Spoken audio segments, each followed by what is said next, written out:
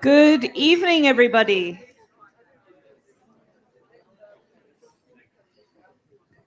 Welcome to Politics in the Pub at Verity Lane with the Australia Institute. The perceptive among you may have noticed that this is not Richard Dennis on the end of the stage. This is Amy Ramikis, who's joining us because Richard couldn't make it tonight. I'm so sorry. But of all the fill-ins we could have, we're pretty delighted that it's Amy who's here tonight. So we're here on unceded Ngunnawal and Ngambri country, and I would like to pay my respects to the people who've looked after this land for many, many millennia, who've kept culture and country going strong and continue to this day. My name's Alice Grundy. I'm Managing Editor of Australia Institute Press, and I'm delighted to welcome you.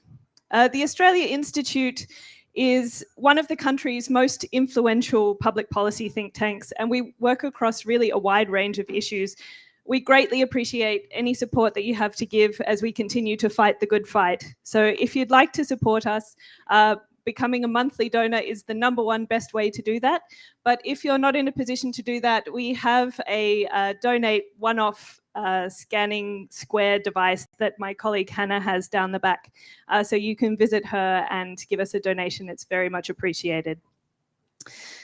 So Amy, I mentioned before, many of you will have read her work. She's currently Chief Political Analyst at the Australia Institute. She's one of the country's most respected political journalists and commentators. And we are currently hosting a live blog on our website as we approach the election to keep you across all of the most critical issues of the day. So please check it out. There's been excellent budget coverage so far. Welcome, Amy.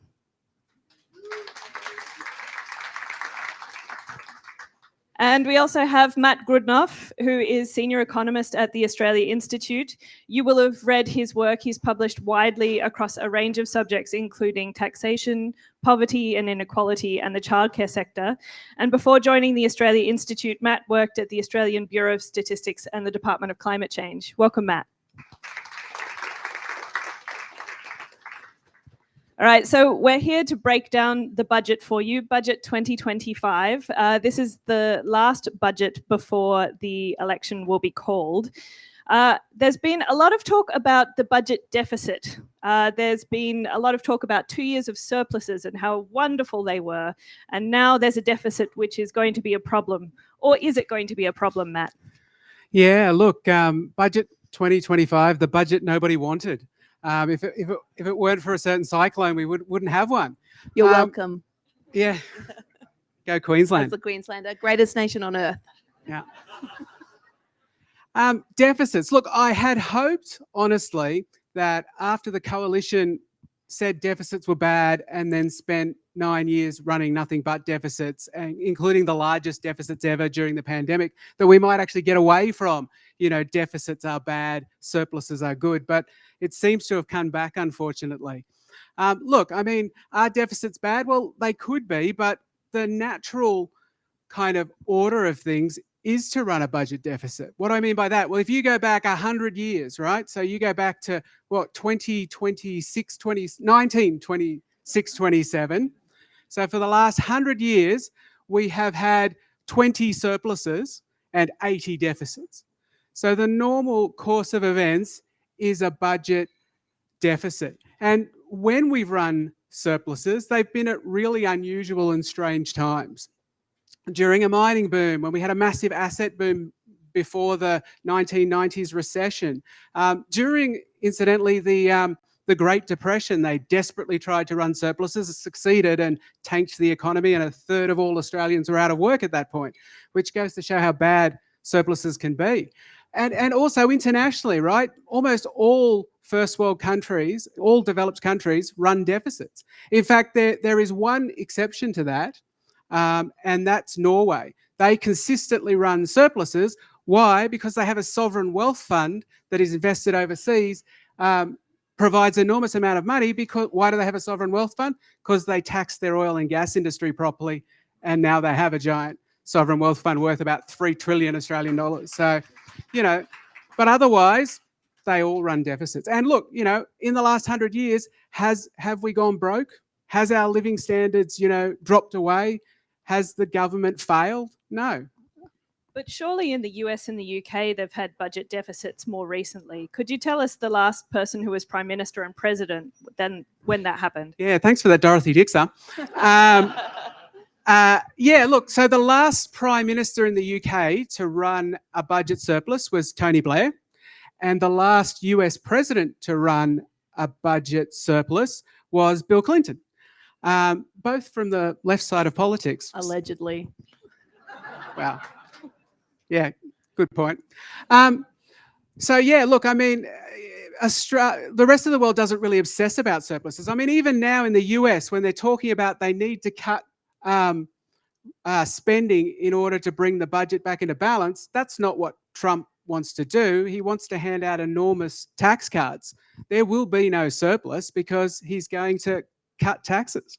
I mean, and just further to Matt's point, like surpluses is just money that the government is not spending on you. So they're taking more money from you than they're actually spending on you. And when you take that much money out of the economy, you are pushing the economy under immense stress and helping to lead it to recession. And Morrison's and Josh Frydenberg's single-eyed view that they were going to get the surplus, I don't know if anyone remembers what it was like in the early days of the Morrison prime ministership, where they basically all they could talk about was surplus. And it was kind of like, is the surplus in the room with us now? Like they had mugs, they had everything. Everything was geared towards this surplus. And they almost pushed us into recession. The thing that saved us from recession was the outbreak of the pandemic, which then caused them to spend a buttload of money. And their messaging literally went from, we need to fix the budget to fix the economy, to we need to fix the economy to fix the budget. It's literally what happened.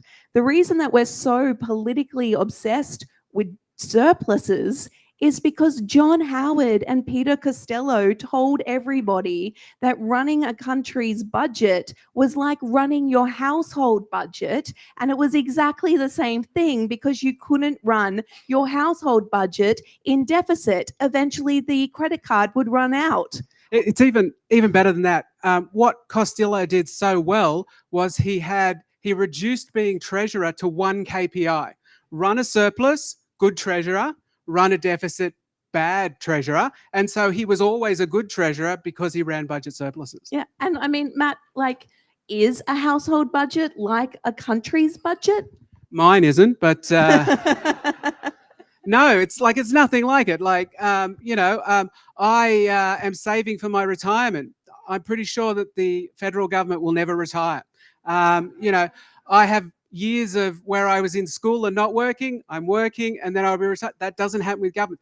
I, earn money in order to be able to do things. I don't provide service, well, to my kids maybe, but apart from them, I don't provide services to people. Do you print money, Matt? No, I don't. I don't issue my own. Well, I've tried, but even my kids won't take it. And so, yeah, it's worthless, unfortunately.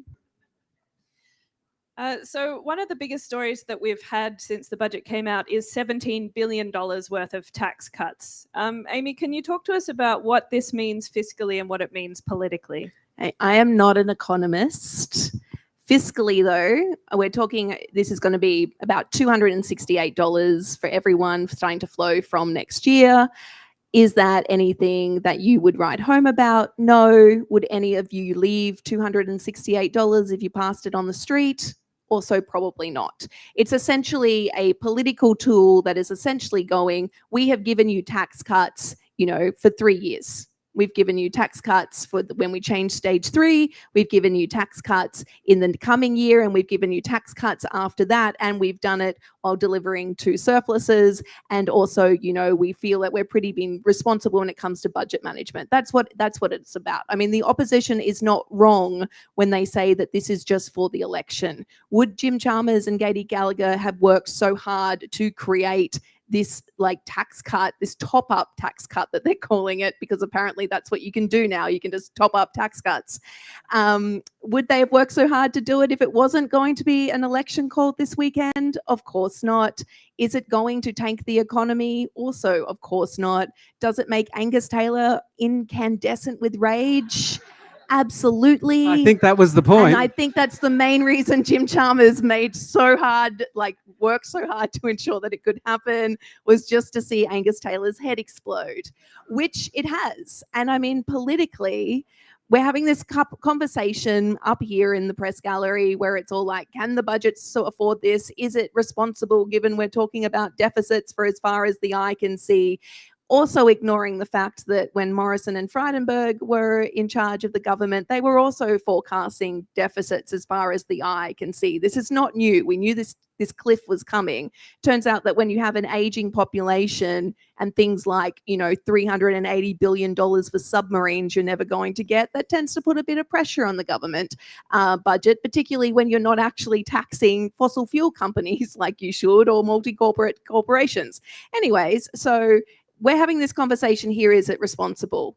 Most Australians have probably heard that they're getting a tax cut.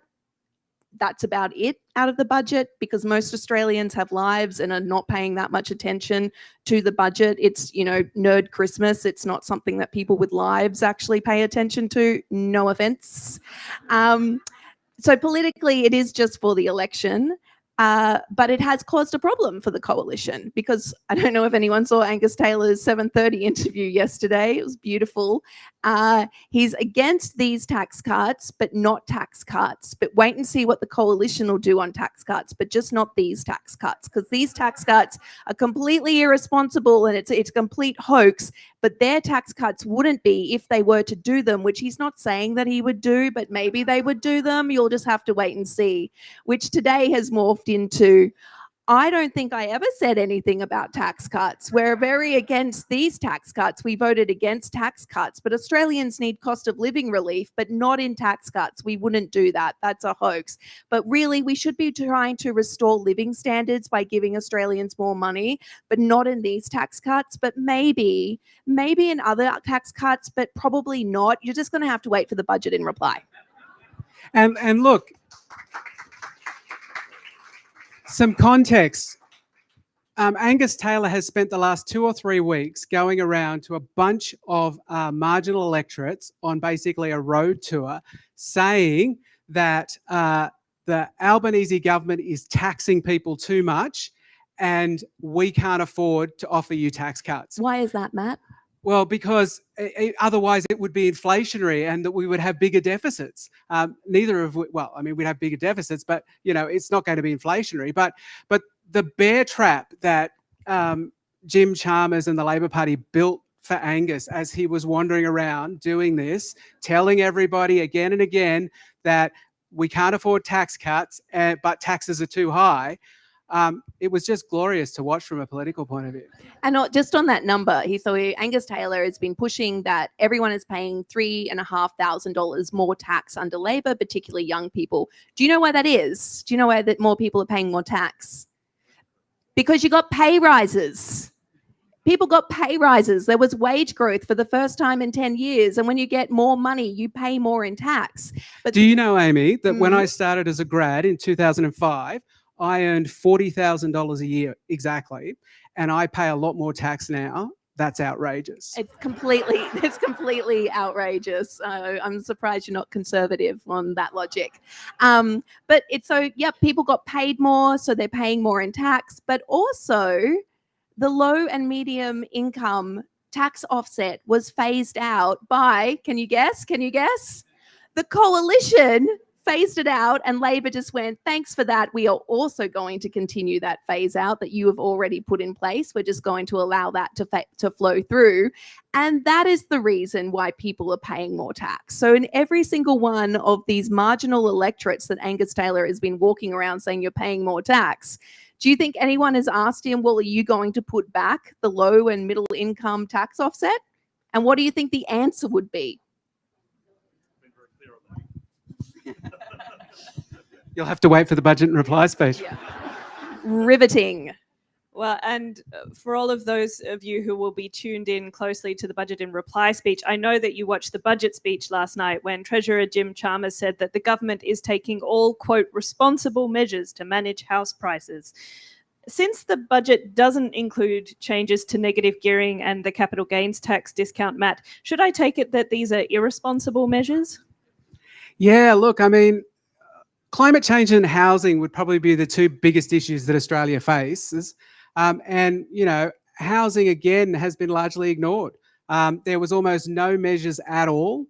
There was a tiny expansion to a tiny program, basically helping first home buyers get into the housing market, essentially giving them money to be able to buy a house, which, if it was larger and worked, would just push up house prices and make housing less affordable. But yeah, look, unless this is the housing crisis is not a crisis that you can fix by sort of tinkering around the edges. You need to do proper large reform, and neither of the major parties looks like they're at all interested in doing something major. And, you know, one of those major things you could do is you could reform negative gearing and the capital gains tax discount, which are, you know, two very large concessions that give out billions of dollars to investors who then push up house prices. And then you could use that billions of dollars to build a whole lot of public housing. And that would begin to solve the housing affordability crisis. But no, this budget had nothing on housing. And Amy, one of the responses to the 2019 election was that it was progressive tax policy that was the end of Shorten. Do you have a commentary on how that played out? Alice has heard me rant about this in the office. It was not progressive tax policy that killed 2019 Labor government hopes. It was not the agenda that they put forward. There has been multiple reviews in this. People have been asked, you know, what it is that you didn't like. And it turns out that they didn't like Bill Shorten as leader, and Labor didn't do a good enough job of explaining their platform of what they wanted to do. And then once people understood what they wanted to do, they were in support of that policy platform. Because Labor went out, and this happens a lot in politics, particularly in Australia, where you have vested interests and, you know, a media monopoly that is geared towards a particular editorial line. Labor allowed their election campaign and their policy platform to be played out on the field their opponents set for it. So every single time Labor said, we need to reform the tax system, they just basically got dragged into this fight about whether pensioners were going to be losing franking credits that they didn't have because they weren't investors.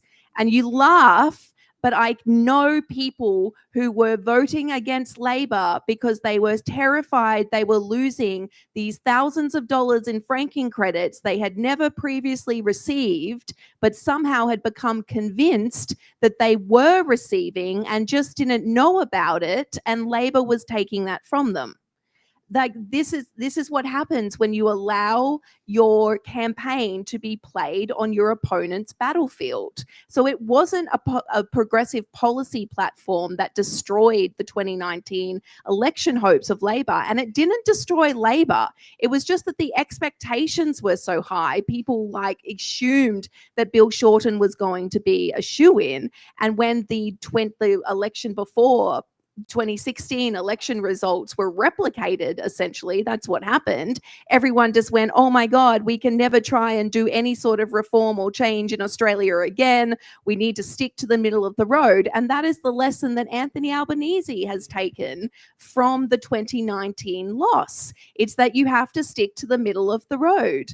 But these are not middle of the road times. We have reached the end point of all of these discussions that we've been having since the 1970s. You've got an IR system that's just been reformed, which took a lot of work and cost a lot of political capital. And you know what? The world didn't stop. You know, we have the right to disconnect. We have higher wages. We have the government intervening in the wage market of crucial industries in the care sector, like aged care and childcare. The world has not stopped. business is continuing, but yet that's what we were told was going to happen. So Labor's been able to do hard things when it comes to IR, but Labor refuses to do the hard things when it comes to housing. They're refusing to do the hard things when it comes to climate, when it comes to First Nations justice, when it comes to just telling Australians, hey, we're going to do something and it's going to be a little bit tough, but we're going to get through it and it's going to be better for all of you, because inequality is rising, inequity is rising, and your grandchildren will not be able to afford to rent anywhere near where they grew up. So why would you have a government that has this pivotal moment in history where you have millennials and Gen Zs emerging as the largest voting force? Why would you say, sorry, got nothing for you? That seems a bit too hard. Don't worry though, wish we could do something. Vote for us and we'll wish hard together. I'm sure the major party vote will go up on the back of that. Oh, yeah, the major party vote is just going to absolutely fucking explode on the back of what's being offered. I mean, the other lesson from the 2019 election is how history is written by the winners. And so we know from the 2019 election that the seats where things like changes to negative gearing and the capital gains tax discount, where that would have affected the greatest number of people, those were the seats that had swings towards Labor. And those were the seats that went to the Teals in the following election. So we have to be really careful as well about the kinds of narratives that explode following an election. Yeah, and that's because people in those seats, higher income seats, are financially comfortable enough where they can actually have the space to care about what is happening to other generations. I mean, I don't begrudge anybody who took advantage of tax settings which enabled them to build wealth. But what it means, those tax settings mean, is that we can no longer buy houses. The average worker in Australia cannot buy the average family home. That is a massive problem. There is a woman in my street who owns a house. She's in a aged care facility now. She comes and visits her family home. So that sits empty. I understand her sentimental attachment to that home. She owns the house next to her and the house behind her, which she'd bought for her children early on. I understand that as well. Okay, parents want to do what they can for their kids. I discovered yesterday, all up, she owns 25 houses. 25 houses. Who needs that many houses?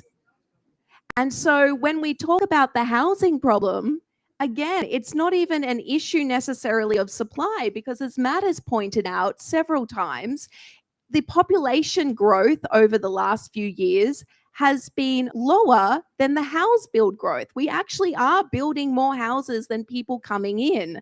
The problem is a distribution problem. Because if you've got one person with 25 houses, that means that you've got 24 people with no houses.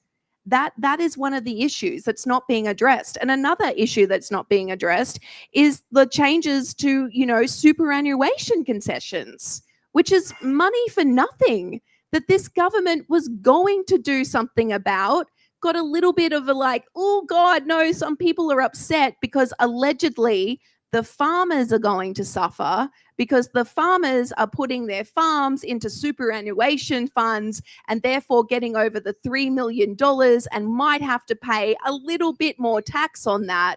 Let's forget about the fact that the farmers have put their farms into the super funds so they can pay less tax in the first place, but they might have to pay a little bit more tax, and that would be quite terrible for the farmers. And let's be honest, we're talking about farmers in the Southern Highlands. So, those farmers, maybe they've got a couple of alpacas and chickens. They're putting it into, so therefore none of us can do anything.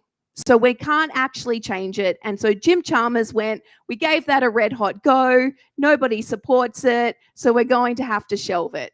Like this is what's happening. And Greg Jericho, chief economist, Groggs was telling me that we're talking 20 billion a year to the richest 10% of Australians.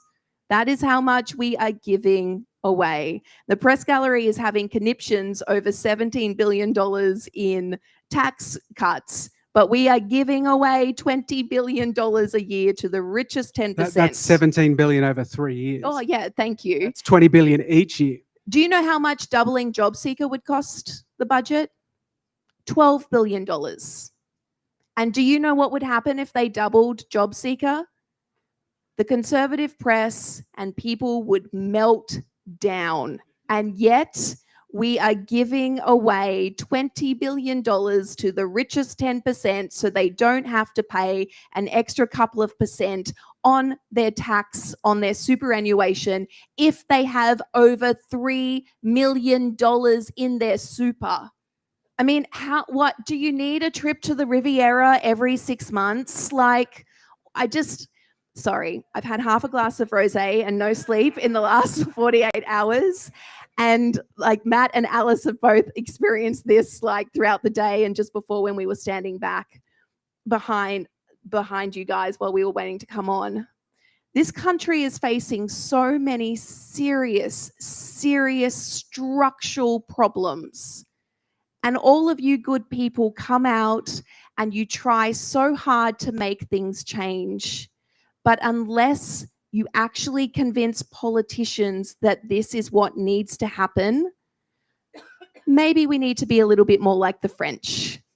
I'm just saying, maybe we just need to maybe get out in the streets and start burning some fucking shit down, because that seems to get their government to listen. And I'm not sure what happens when you have the supposedly centre-left party telling you that they can't even change tax concessions for the richest 10% for this tiny little part of their wealth, because it's going to mean that News Corp is going to be mean to them. So therefore, they can't go into an election campaign if News Corp is mean to them and then expect to have government for another 3 years, because maybe they will do something that means that your children and your friends who don't have houses can retire without worrying about living in their car. There are people who are doing aged care assessments right now to check what they need for their care packages, and they're visiting people in their cars because they cannot get a rental home in this country. This is Australia. We are one of the richest nations in the world, and we are telling people that if you retire with housing costs, then you'll be living in your car. Anthony Albanese's mother would be living in her car if this was happening in 2025. And the fact that we are still not out in the streets kind of makes me a little insane.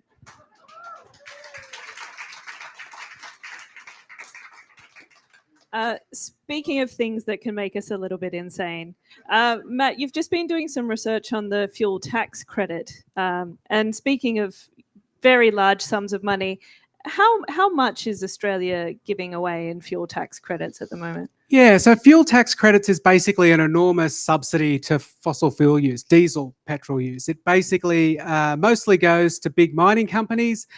They basically get a huge amount off on the tax they pay on diesel. And it's growing every year. Not only is it growing throughout the budget out years, the government predicts it'll grow.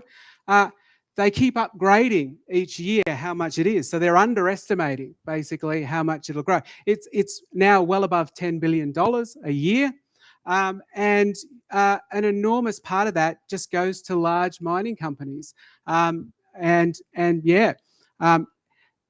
a time when we're trying to do something about climate change, you would have thought that not subsidizing fossil fuels was the easiest way to reduce emissions, rather than having to make other changes. But apparently reforming the fuel tax credit scheme is another thing that is too hard. It's in the too hard basket. Yeah. And so, Amy, we've been talking about the two greatest challenges, or among the two greatest challenges facing Australia being the housing crisis and the climate crisis.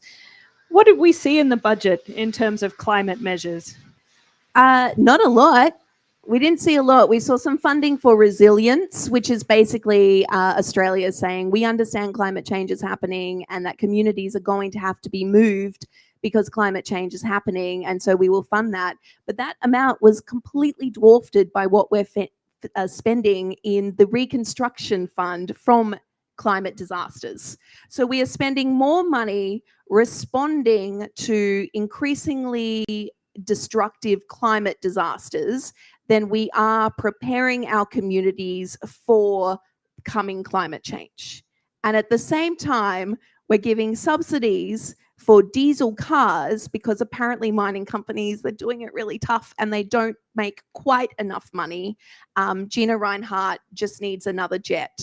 And so therefore we must subsidize the fuel that mining companies use, but we can't even properly tax what we're doing in terms of the PRRT. See, look. That's all right. Can't handle my rants. It can't afford what we're doing in terms of, we can't afford to change the PRRT because mining companies might get upset. We can't afford to actually tax anybody who's taking resources out of our ground. We're basically allowing all of that economic rent to go because that would probably cause some problems. So what we're doing is we're talking about renewables and the energy transition, which is important, but we also need to make sure that we keep gas going until 2050. That's essentially what the government is telling you. We understand climate change is happening. We know you're worried about climate change. We're very worried about it ourselves. We're exceptionally worried about the environment. We're not actually going to spend any money or resources or political capital convincing you of why we need to actually act on this. So just trust us when we say we really care about it, but we're not going to make any changes. And that was like completely obvious in this budget, right?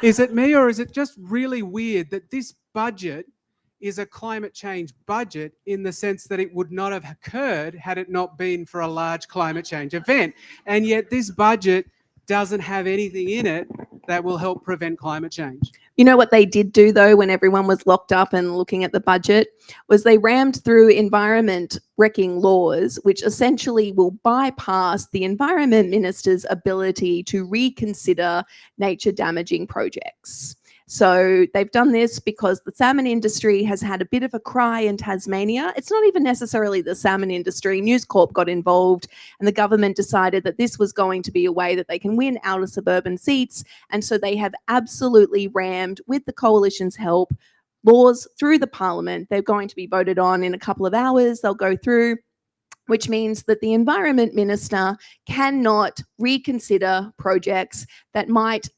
show up that there's more damage being done than they originally thought. And this is, we're talking about Macquarie Harbour, where the Maugean skate, which is a fish that dates back to the fucking dinosaurs. So it survived the Jurassic period, but it's not going to survive us because the salmon industry refuses to move part of their operations out of a World Heritage area where it could go offshore. There's plenty of other areas the salmon industry could go, but they don't want to do that. And the science is telling them that they need to do that. The government didn't know what to do. So what do? Oh, we'll just pass new laws that say we don't have to pay attention to the environmental laws we already have. And we're going to blame the Greens for that, because the Greens didn't pass our toothless tiger environmental protection agency that wasn't actually going to protect the environment. The Greens and the crossbench actually wanted to make this stronger, and that's a travesty. So we pulled that legislation, and now it's their fault that we haven't fixed environment laws and are having to do this to save, how many jobs is it? 60 jobs in Northwest Tasmania. That's what they're doing, because like this budget is basically just, an election platform. And I'm not blaming Labor for this, because all budgets before elections are like this. They're gentle. They've got little prizes for everybody in them. They give a very good positive spin on what they're doing. They're designed to offend nobody. Exactly. But what they're doing with these laws is essentially signaling to coal and gas projects that we will not allow our weak-ass environmental protection laws stand in the way of anything that you want to do. It's not even about the salmon industry. It's not going to win them any seats. It's just about signaling to fossil fuel giants that Australia is still a safe place for you, and we're not going to let a little thing like protecting the environment get in the way of that. Vale the Morgian skate. And obviously you can choose to buy whatever you like at the fishmonger, but in case you were wondering why the Morgian skate are dying, it's because of the pollution levels in the harbour. And if you lived in Norway or if you lived in Scotland, that salmon wouldn't be farmed because the pollution is just so high. Anyway, just it's not on my menu at the moment. You can make your own choices. If you've seen any of the footage of the rotting diseased chunks on Tasmanian beaches washing up from these salmon farms, it might not be on your menu either. So on to another cheery topic. Well, I mean, possibly the cheeriest topic right now is our good friends across the Pacific. So when the when the free trade agreement was being negotiated with America, the pharmaceutical benefit scheme was in the crosshairs of the Americans. They were concerned that this would hinder the possibilities for American drug companies to make as much money as possible. And to the credit of Australian negotiators, we held firm, and our pharmaceutical benefit scheme is in pretty good shape currently. What did we see in the budget around the PBS? You want to take this one, Matt? Yeah. So there were a couple of things. They're lowering the price of medicine. So they're lowering the price of medicine. So the maximum price you'll pay for a PBS prescription is $25. They've injected a lot of money in to try and encourage doctors to bulk bill because bulk billing rates have continued to fall. They're probably the two main things, and we welcome both of those. Healthcare is a human right, and we're certainly a wealthy country that can afford to provide healthcare to all Australians. And in particular, the right to be able to see a doctor is pretty fundamental and basic. And not only that, but seeing a doctor regularly saves healthcare costs down the line. If you catch things early, you don't have long hospital stays, which are way more expensive. They're also opening up more of the urgent care clinics, which were designed to take off pressure from the ERs and have shown success, particularly in areas where they've either got an overburdened ER or it's very hard to get into your doctor. I think it's basically like if you need stitches, not surgery, you go to the urgent care clinic. I think it's about $690 million for the PBS. And what the government is doing is it's predicting that Trump's trade war is going to come for the PBS. This is not new. American pharmaceutical companies have always hated our PBS because it means that they can't charge $600 for insulin or $450 for an asthma puffer in Australia like they can in the United States. And so they've basically opened up this new front in the trade wars under Trump, where they're arguing that the PBS is unfair to America because it means that they can't actually sell at the profits they wish to sell at. And this is maybe the one area where the Albanese government has decided to muscle up to the Trump administration and say, no, the PBS is off limits. And that is purely because they know the reaction of the public if suddenly our medication became unaffordable, even more unaffordable if you're off the PBS, or if unaffordable even if you're on it. And so the government is essentially drawing a line in the sand, and it's the cost of medication with America, where they're saying, we are not going to play these games. And it also plays well for them politically because it looks like they're standing up to Trump. The biggest problem, though, with the health system in Australia is that essentially since the 1990s, we have allowed incremental takeaways from our health system, where it's gone from us all thinking it's universal health to the co-payment increasing to less and less GPs, bulk billing. I mean, Angus Taylor has some ridiculous link where he's like, the health department has grown by 40%, but like less than 20% of GPs bulk bill. It doesn't make sense. But the point is we are seeing less and less GPs bulk bill. And while doubling or tripling the incentive is good, they haven't actually done anything to the rebate itself. And the rebate itself is what makes bulk billing affordable. And it's what gives more of us access to bulk billing, because the way that they've tripled the incentive is essentially you need to have, I think it's 100% of doctors in your clinic bulk bill. And if everyone bulk bills, then you get triple the incentive to do that. But essentially what you're asking GPs to do, and I mean, look, there are good areas for this. It's great for Indigenous and First Nation clinics. It's really good for some of these smaller community-run clinics. It's going to make a difference. But if you're in private practice, you're basically going to be asking GPs to work longer, work harder for less money. That's essentially what tripling the incentive does, because they haven't done anything to raise the bulk billing rate itself. And GPs, they don't just pay for, the room that they're in, they pay for the staff that are outside, they pay for the nurses, they pay for the rent, they pay for their licenses, they pay for their practitioner, agreements and all the rest of it, constant training. And they're saying that they cannot afford to survive just on the rebate itself. And so far, the government has done nothing to raise the actual rebate, which is the main thing that would give us all access to bulk billing. Yeah, and the reason the rebate is in such a terrible state is because for the better part of a decade, they froze it. So they effectively froze how much... Who's they? Sorry, the government. Which government? The coalition government, though the Gillard government did do it for a year or two at the very beginning, and then Abbott and Turnbull thought, yeah, that's a great idea, we'll copy that. And so imagine, you're effectively the price you're getting for the doctor's getting for healthcare hasn't changed for 10 years, but over those 10 years, of course, their costs have increased. And so just gradually, more and more doctors are going, well, I can't afford this, and they've fallen off, and then they're no longer bulk billing. We're going to open up to questions from the audience in a minute. So if you'd like to come and form an orderly queue by the microphone. If we're thinking about revenue raising, which is a question we talk a lot about at the Australia Institute, what would be your number one top answer to this, Matt? How should we be raising revenue in Australia? Yeah, well, there's lots of ways we can do it, and it doesn't necessarily mean putting tax up on everyone. Australia is a low tax country. It spends a low proportion, the government spends a low proportion compared to other developed countries.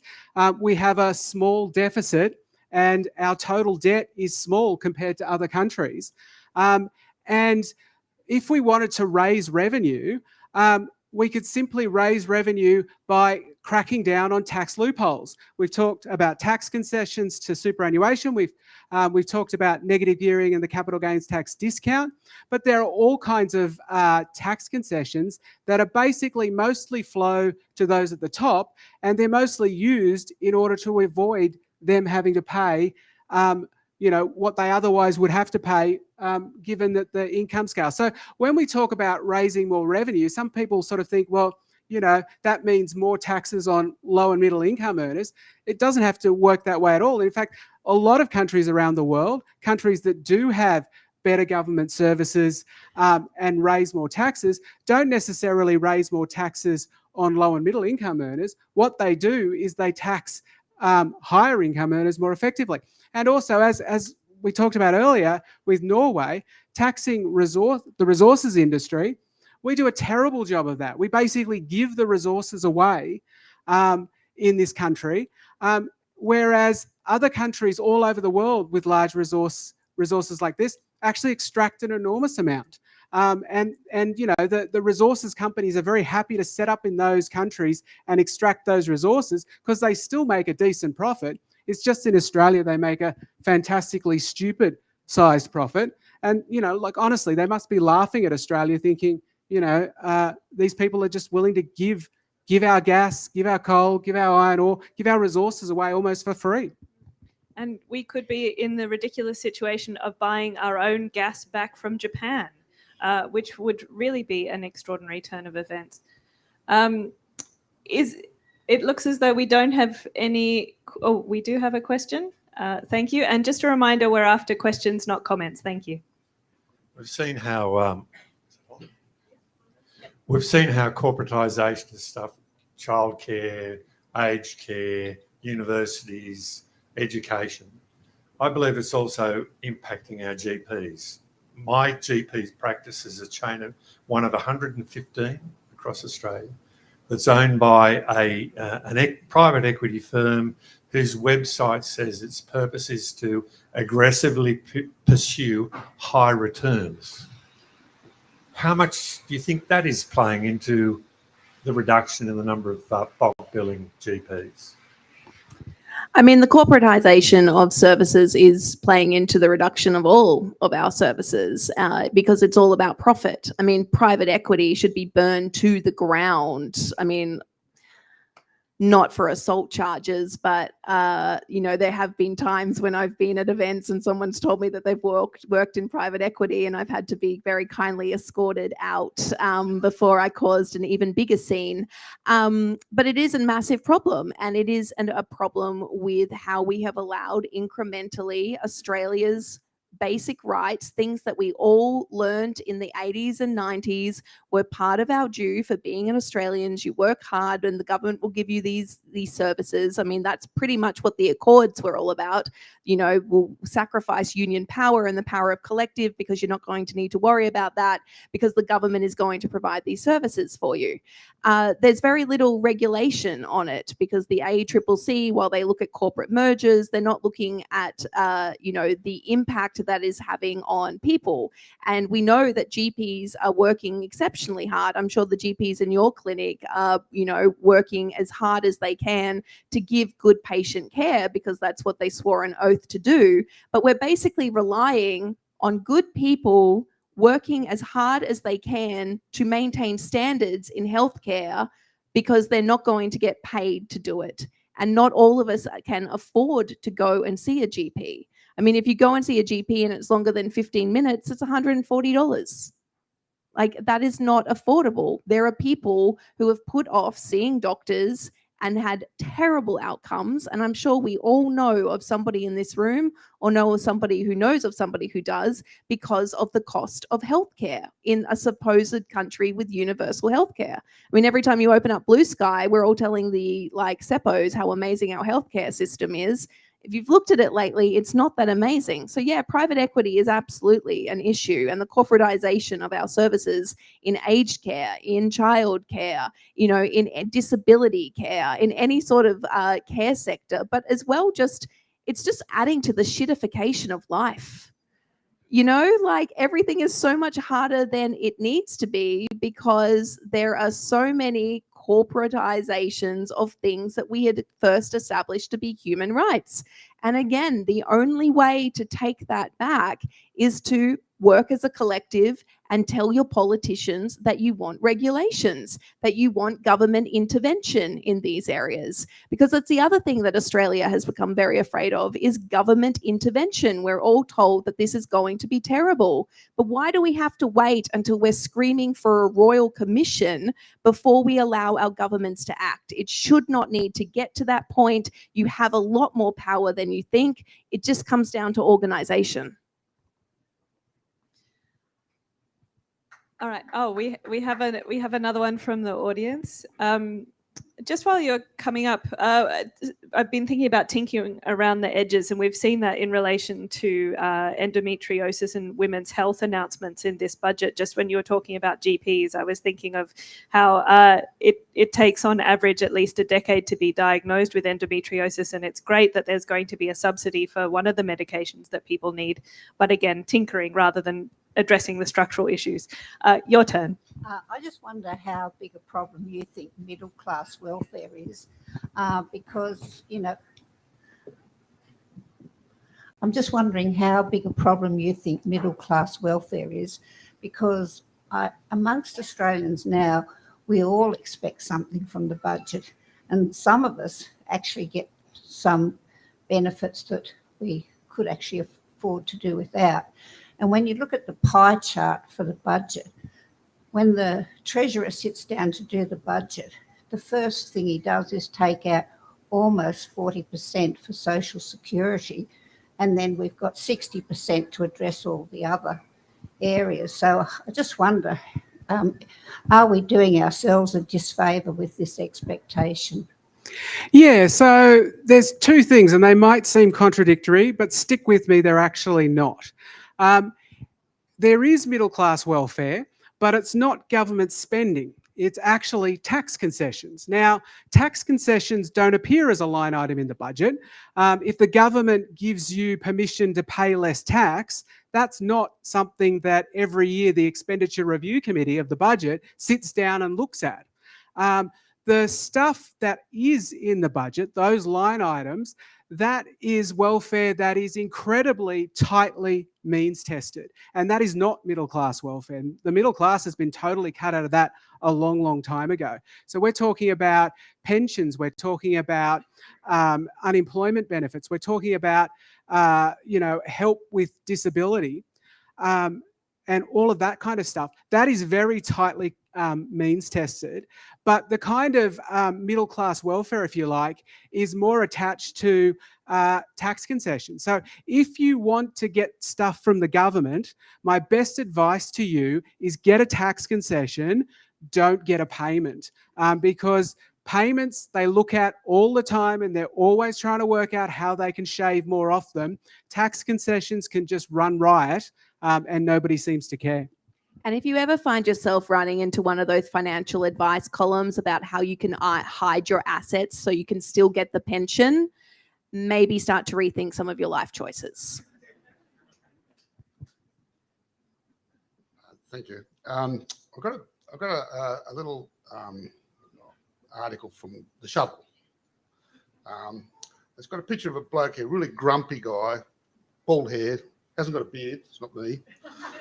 Bloke who got free uni and paid $75,000 for a $4 million house wonders what's in the budget for him.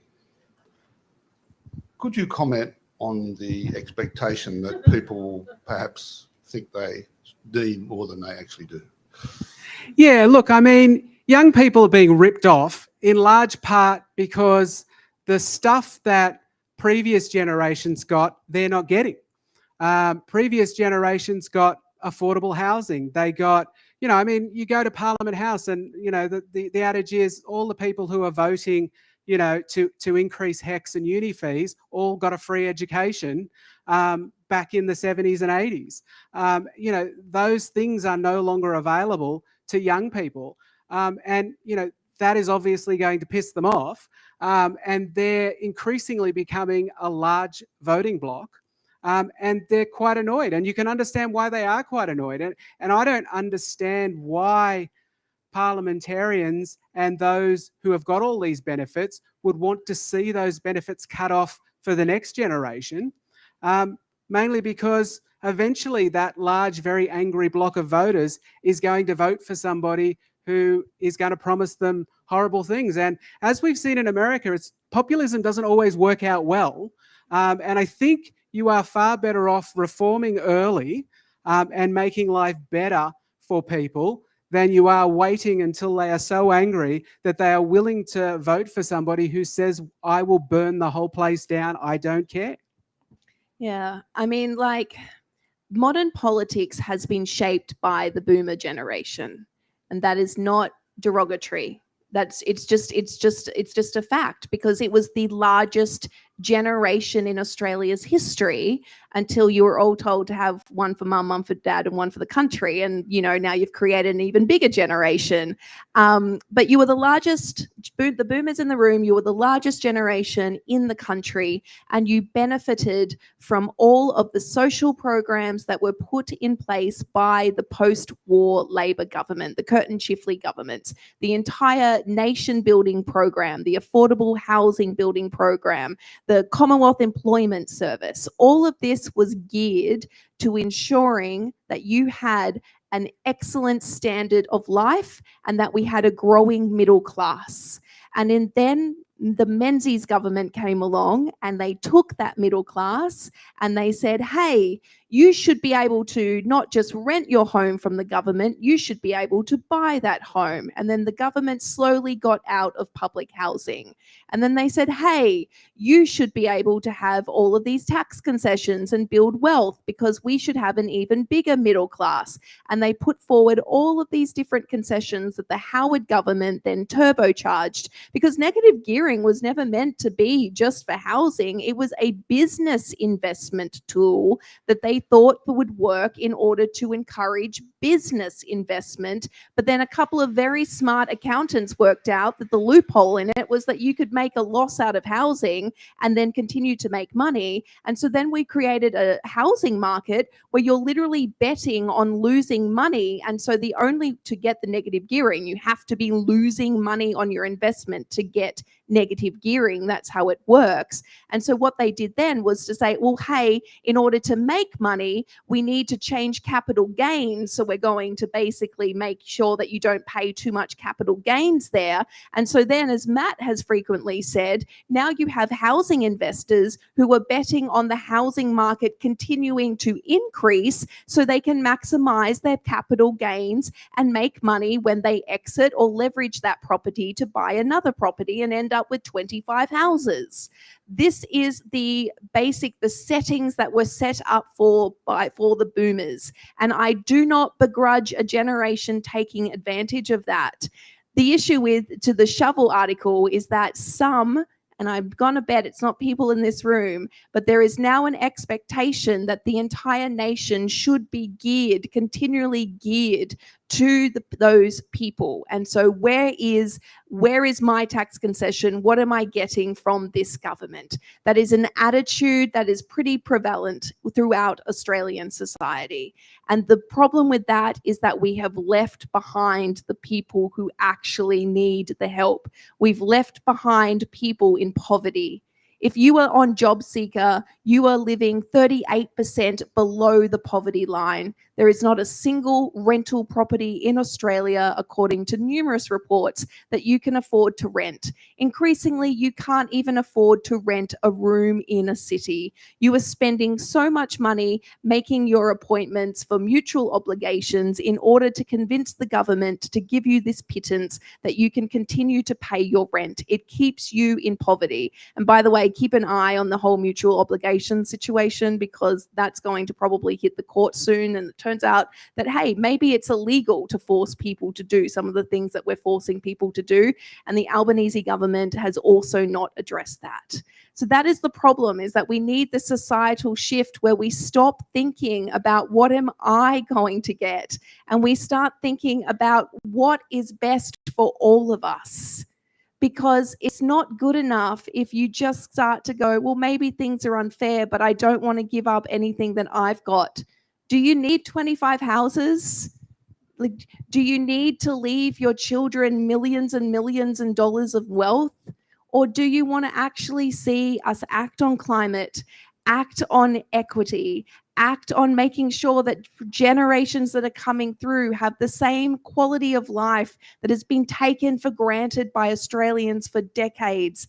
And do you want to hold together our social cohesion? Because the thing that is separating us more than anything is the have and the have-nots. And it is fucking scary when you start looking at your future and thinking, I'm never going to own a house. I'm not going to be able to raise my child in the same house because I'm in rental properties and that's insecure. And we haven't actually managed to make anything like change in that situation where we can offer people secure housing. I'm not going to get pay rises that are going to enable me to actually afford a house or a quality of life like I grew up in. Maybe I'm not going to be able to afford to retire. If I do retire, maybe I'm going to have to use what is left of my super to pay off whatever property I might have been able to buy if I'm lucky enough. Because if you're in your 40s and you're buying a house now, the banks are turning you down because you're going to die before you finish paying off the house. You don't have enough working years left in your life to pay off your house. This is the Australia that we have created with all of those policies that we have refused to change the settings for.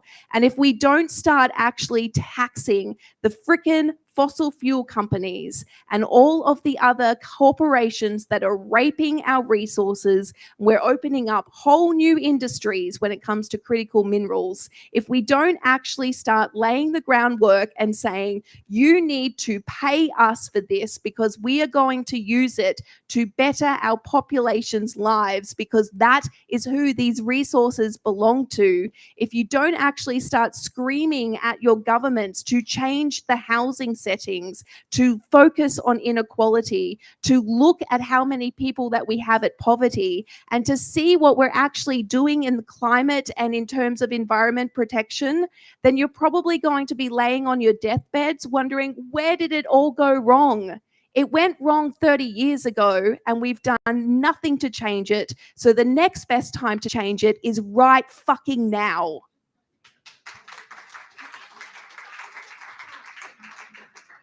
And what better time to see change than in an upcoming election? Thank you so much, Amy and Matt. That's all we have time for our Politics in the Pub this evening. Thank you to Verity Lane Market for hosting us, and thanks to the Australia Institute staff who make the magic happen. There are copies of What's the Big Idea, which is Australia Institute Press's book, down the back, and you can read more of Amy's brilliant work in there.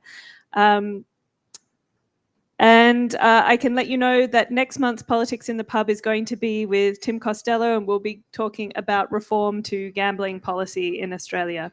Be great to see you then. Thank you.